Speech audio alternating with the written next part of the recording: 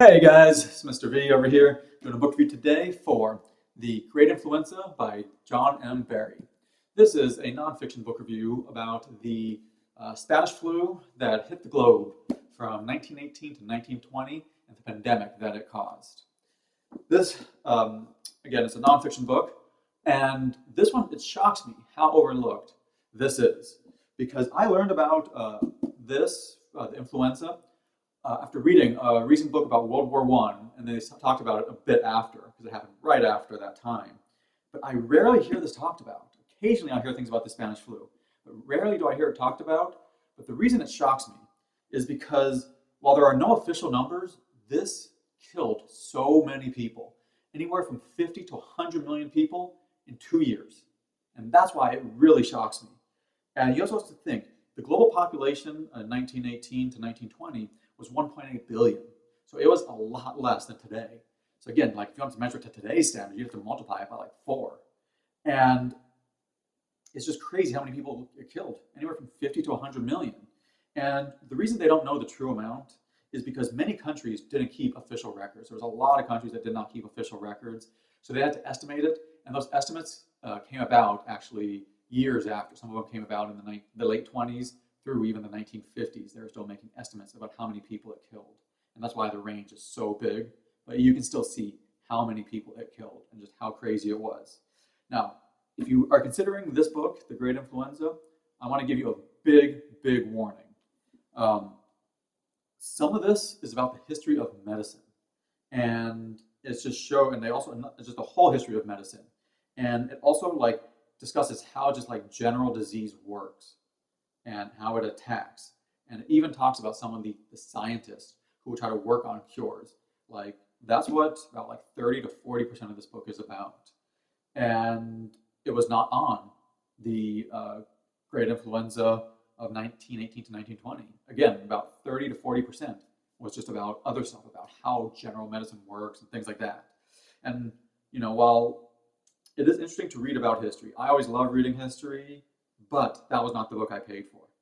I don't need to know this in-depth history of medicine or how every single disease works and things. You can sum that up pretty fast. And he gives some interesting facts, like one, for example, how little medicine increased for 2,000 years. But I wanted to know more about what the book is about the Great Influenza, about the Spanish flu of 1918, 1920, and like just the pandemic and what happened.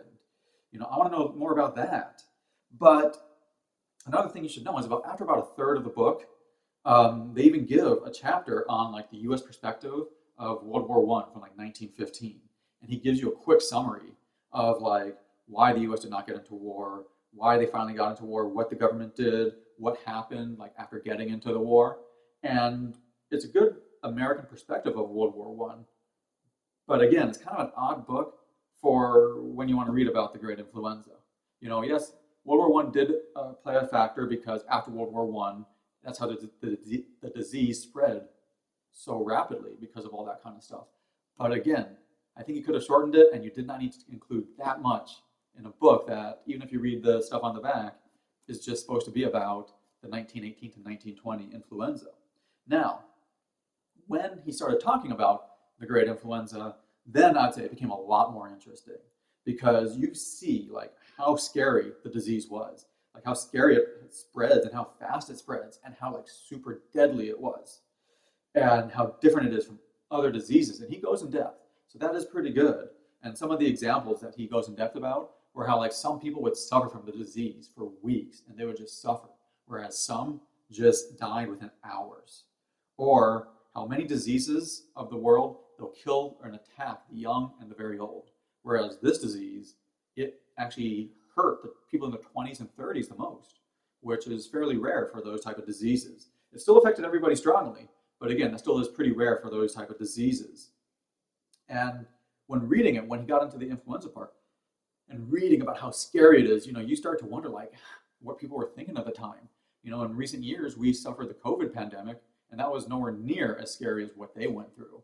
So you wonder like what people were thinking when there was so much infection everywhere, and how almost everyone knew someone who was infected in that time frame. Like everyone knew somebody, and there was so much death everywhere that morgues didn't even have enough room to store the people who had passed away. It's just scary when you read it, how in that time, some people even thought it was the plague.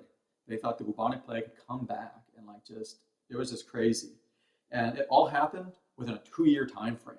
And there was no cure, and it was just like craziness. And he goes in depth and he talks about that. And it is a very interesting read when he's talking about the influenza, because he just talks about all that. And it's amazing to read about the people who helped during that time, because this was a very easy disease to catch. It was very easy to catch, and there were still nurses and doctors who were risking their lives to help those. And it's, it is cool reading about that kind of stuff, and how like the scientists who figure out like how to make a vaccine, and they had to be very brave to be around the disease and continue to study it and what they do. And he covers all that kind of stuff. So it is very interesting.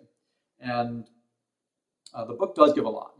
The book shows the rise of the disease, firsthand accounts, how cities responded, how they tried to get a cure, who was involved with the cure, and it also discusses the multiple waves that happened during the disease, that it happened over many different ways. It wasn't just like it hit in a 6-month period and then it was done.